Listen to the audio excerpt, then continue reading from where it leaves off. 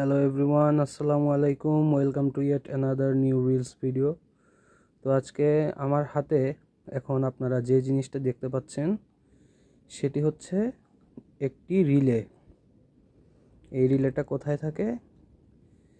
এই রিলেটা গাড়ির fuse box বা রিলে বক্সের ভিতরে আমরা বক্সটা খুললেই কিন্তু লক্ষ্য করতে পারি এরকম 3টা 4টা বা 5টা বা তার অধিক হতে পারে রিলে থাকে।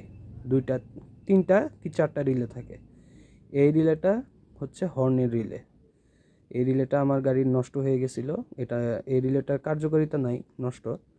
শুধুমাত্র দেখানো ও বোঝানোর জন্য আমি এই রিলেটাকে গাড়ি থেকে বের করে এখানে নিয়ে এসেছি।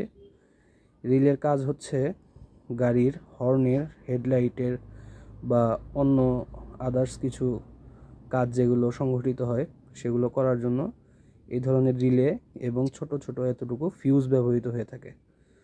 তো আজকে একটা রিলে দেখালাম।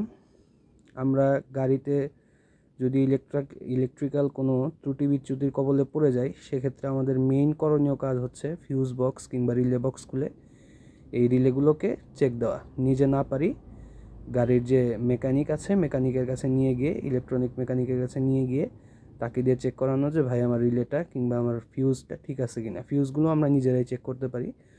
ফিউজ নিয়ে আলাদা একটা ভিডিও সামনে দেওয়া হবে। তো আজকে এ পর্যন্তই। Like, share and follow furious Sourav.